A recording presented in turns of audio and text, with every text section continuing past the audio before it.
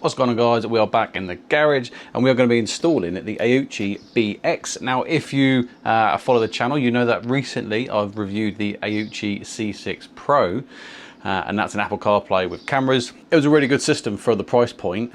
The BX, feature-wise, a lot better. So I thought, you know what, let's test this out as well. And let's get it installed on the GSA. But before we get to installing it, let's unbox it and see what we get. Now, the BX comes with two different options. You can either get this one, which is with the physical blind spot detector, or you can get it without. Now, the price-wise, at early bird with the blind spot detector, this is going to set you back £315, or if you don't get it on the early bird, £365. But if I can get a discount, I'll put it in the description box below, so make sure you check out there before heading over to grab yourself one of these. And now, if you don't want the blind spot detector, full price, looking at £293. We do have a 5.5-inch display. I mean, build quality, it doesn't feel cheap. It doesn't feel plasticky, like it feels like a solid unit. I mean, the cabling they've got is really thick, and then the bracket already comes mounted. Mounting hardware. We've actually got a screwdriver and Allen keys and other bits and bobs. Camera one. So what's cool about this screen is the C6 Pro, it was on the bike unless you took it off the ball mount and then took it with you. Well, this one actually comes with a quick release plate. So we'll definitely be installing that, checking it out, see how it handles. Dedicated GPS, so it's not inbuilt, so that means hopefully you should get a better, stronger signal. Handlebar mount, tire pressure monitoring system, brains of the unit. Second camera. Now, the cameras are only 1080p, both front and rear. We will obviously do a road test and see the quality. I'm just not sure 1080p. Personally, I think you need 2K to get the kind of clearer detail we need whilst we're riding. But again, we'll see, we'll test it. Power supply, remote, mounting bracket, and some more cables. What is nice to see as well is they actually provide a 64 gig memory card. Now, yeah, memory cards aren't too expensive, but after you've spent £300 on a kit, to then go and spend another 20-30 quid on a memory card, a little bit frustrating. I like it that they install it. They install it, they include it. So before we go ahead and actually install this onto the bike, let's look at some of the other extra features. So cameras, 140 degree viewing angle, so absolutely more than enough. You're going to see everything front and rear. The screen goes to a brightness of 1400 nits. Now, for reference, the iPhone 16 Pro peak brightness is 1600. So we shouldn't have any problem seeing this day or night. But it's also got auto brightness, so it will adjust between the day, and then when you go nighttime, it will go into night mode as well. Now, a quick disclaimer, as always, AOOCCI have sent me this product, so thank you very much for them for sponsoring the video. But my opinions are my opinions, and I will tell you the good, the bad, and the ugly with the unit. Also, I've got the new Osmo Pocket 3. That's not really new. It's new to me. What do we think? So it's nice to see they do have anti-theft screws on. So it comes with a special Allen key. If you want the quick release bracket on, or the quick release mount, should I say, you need to take off the bracket and install it before actually putting it on. Now, one thing I have noticed is the power display, the power supply is direct to battery. I do like it when they give you the option of powering it via USB, because I've got a DIN point at the front that's got a USB and a USB-C charging point, so I could easily charge it via that instead of having to go via the battery. If you are going via the battery, highly recommend getting a Thunderbox unit. I'll leave a link in the description box below so you can see what I mean. Okay, so this is the bracket that come off the unit. This is the ball joint.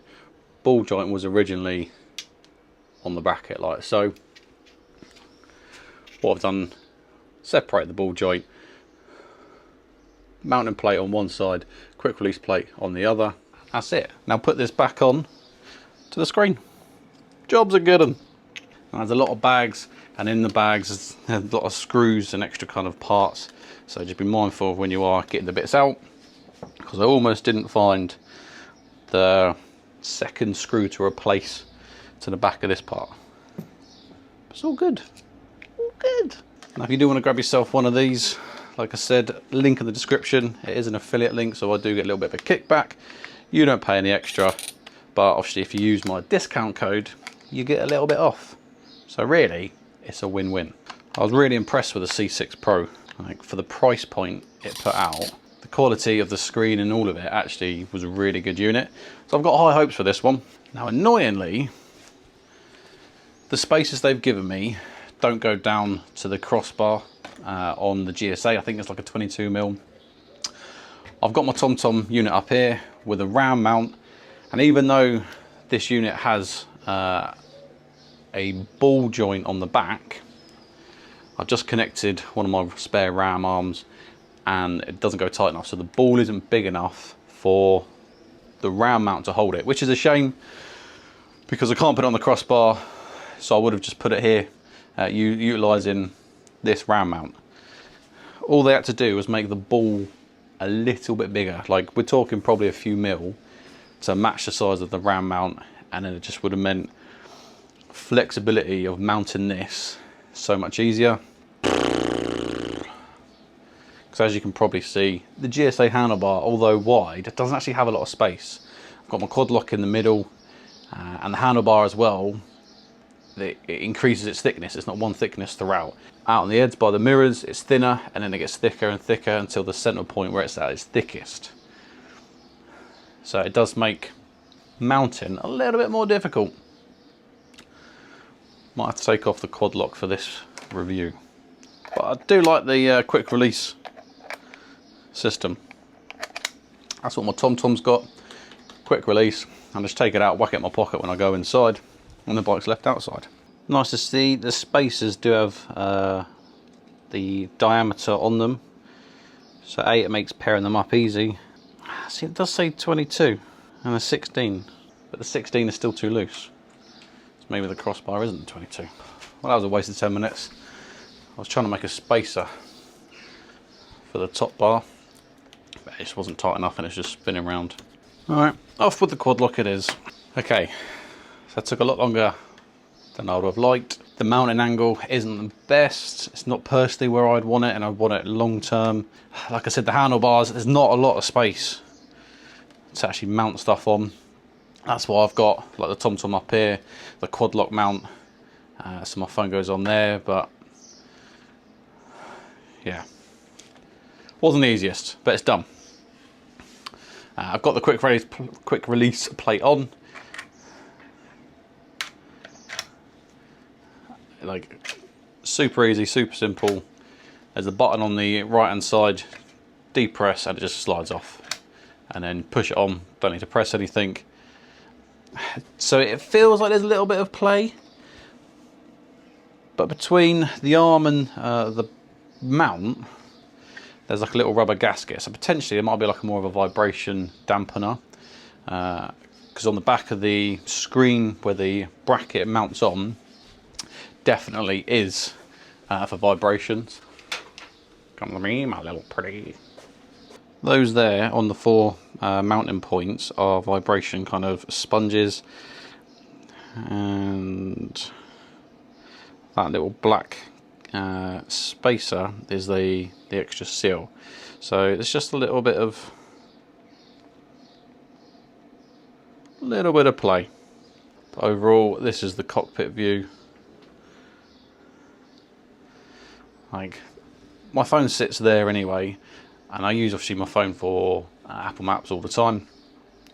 Don't always look at it, so with this here, it's not too much of a problem. But yeah, it would be nice if it could mount up there, just so it's better in my view. But c'est la vie. So there is one other mounting option. It's a mirror mount, so you get this kind of like S-shaped bracket, and you can put it on. I've got my remote for my Inov K7 there, and I just didn't fancy taking off the mirror and putting it on.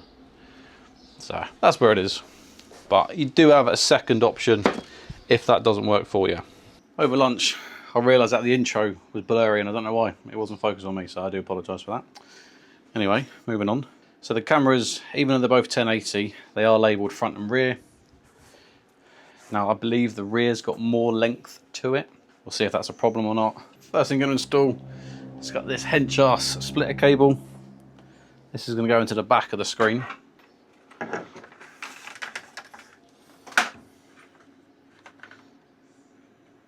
all the connectors on here are not only color coded, but they're also labeled, so you honestly can't get it wrong. Okay, so got the splitters at the front. The long cable from the rear to the front is fine. The GPS cable is massive. It's probably about 8 foot long. So I've currently got a GPS unit at the front here, and that gets good signal. So what I'm gonna do is I'm gonna do the same, but I'm gonna do it on the left-hand side, just kind of under the front left-hand side of the screen. That's where I'm gonna 3mm tape it. Some serious cable management is gonna need to happen in a minute. So one thing to note, obviously the main power cable goes into the back of the screen. So yeah, it's got the quick release plate, but you still have to then disconnect the cable from each other. It would be nice if the quick release plate had the connectivity, so the cable went into the plate, so then you could just take your screen, connect it, and it will start powering. Exactly like the TomTom, you've got the little power connectors in the middle. I wish they'd done that. I say that because now when I take this off the bike, this is now not waterproof or not watertight. It's exposed. Don't forget to put the memory card in. Annoyingly, the little rubber grommet, the kind of waterproof bit that goes over the memory card slot, it doesn't have like a little pull tab, so I've had to use a Stanley blade to get it in there and get it up. What's good as well is obviously this has got an app, and it can allow you to do updates over the air, so you don't need to remember to connect to the memory card to the computer to do some form of update. All done wirelessly. The GSA has got a nice little flat spot right at the front where you can easily mount the cameras. If not, it could go on the nose, could go just under the nose, kind of wherever you want.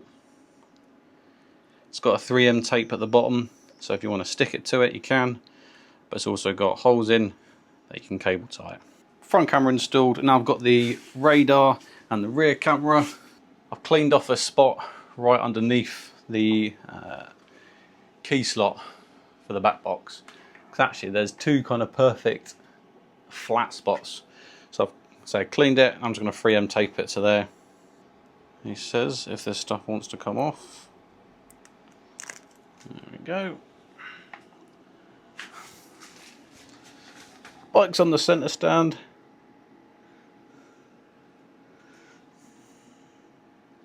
Now what I find funny is all the other accessories, parts, cameras, etc. I've got massively long cables.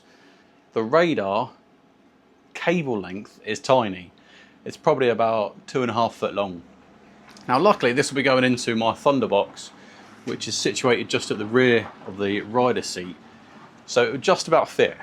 But this is meant to connect to the battery, and the GSA battery is forward of the driver's seat under the tank. So generally I don't know if this would have fitted if I'd have to install it onto the battery.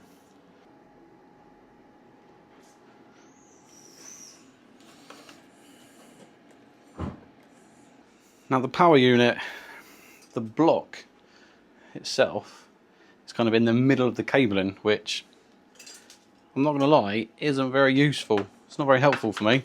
So we connected the power supply to the Thunderbox. That's all now nicely cable managed and tucked away. I've grabbed my phone and simply is following the instructions, actually connecting the Wi-Fi and the Bluetooth, and then it honestly connects really quickly. And there we go, that is everything set up. Cameras front and rear are working. I'm just going to slightly adjust the camera angle and just get it to where I think is the sweet spot. But obviously when I do the first test ride, I will adjust it if need be.